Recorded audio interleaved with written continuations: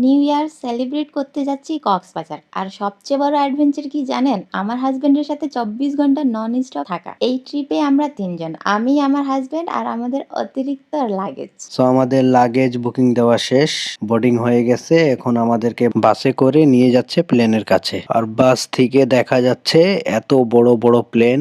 আমি জুম করলাম, একটু জুম করে দেখা গেল যে বিমান বাংলাদেশ আছে, থাই এয়ারলাইন্স আছে, তারপর চায়না এয়ারলাইন্স আছে, অনেক বড় বড় প্লেন আছে, সব ইন্টারন্যাশনাল প্লেন। এই মুহূর্তে আমরাও এয়ারপোর্টের বাসে, মানে ট্রিপ অফিসিয়ালি শুরু।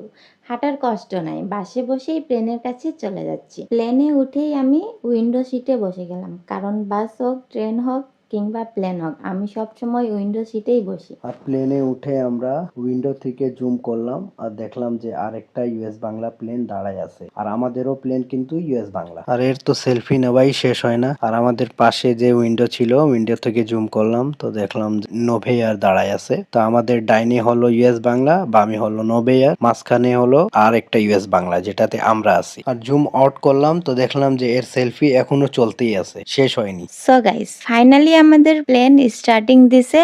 এখন টেক অফ করার জন্য রানওয়েতে যাচ্ছে। আর আমাকে সেলফি নিয়ে কথা শোনাচ্ছে, নিজেই ক্যামেরা নিয়ে ব্লগ শুরু করছে। ব্লগার ম্যান শুধুমাত্র প্লেনের জুম ইন জুম আউট করতেছে আর আমাকে নিজে সেলফি নিতেও দিচ্ছে না। আমার যেহেতু এটা কক্সবাজারের ফার্স্ট ট্রিপ, তাই অবভিয়াসলি আমি অনেকগুলো সেলফি নিব, রিলস বানাবো, ভিডিও করব, কারণ আমি তো অনেক এক্সাইটমেন্ট। আর সে তো অনেকবার কক্সবাজার গিয়েছে, তাই তার নিজের কোনো এক্সাইটমেন্ট নাই, নিজের কোনো সেলফি নিচ্ছে না, শুধু ব্লগই বানায় যাচ্ছে। এগুলা সব বড় বড় ইন্টারন্যাশনাল প্লেন, বিভিন্ন কান্ট্রিতে যাবে। টেক অফ করার জন্য রানওয়েতে দাঁড়ায় আছে। ফাইনালি আমাদের প্লেন টেক অফ করছে। এই যে দেখেন উপর থেকে নিচে ঢাকার ভিউ কত সুন্দর। যেহেতু উইন্টার সিজন চলতেছে, তাই কুয়াশা এবং মেঘের কারণে ক্লিয়ারই সবকিছু দেখা যাচ্ছে না। আর উপর থেকে শহরের বিল্ডিং গুলো কত ছোট ছোট দেখা যাচ্ছে। এই নীল আকাশটা তোমরা নিজেরাই দেখো, অসম্ভব সুন্দর লাগতেছে। ভিউটা জাস্ট অসাম। মানে আমরা তো লাইভ দেখতেছিলাম, এত পরিমাণে ভালো লাগতেছিল, জাস্ট ওয়াও। আর এটা হলো প্লেনের পাখা, এটাই হলো মেন ইঞ্জিন প্লেনের। আর এর উপরেই সবকিছু। এটা যদি একটুকু এদিক ওদিক হয় তাহলে আমরা শেষ।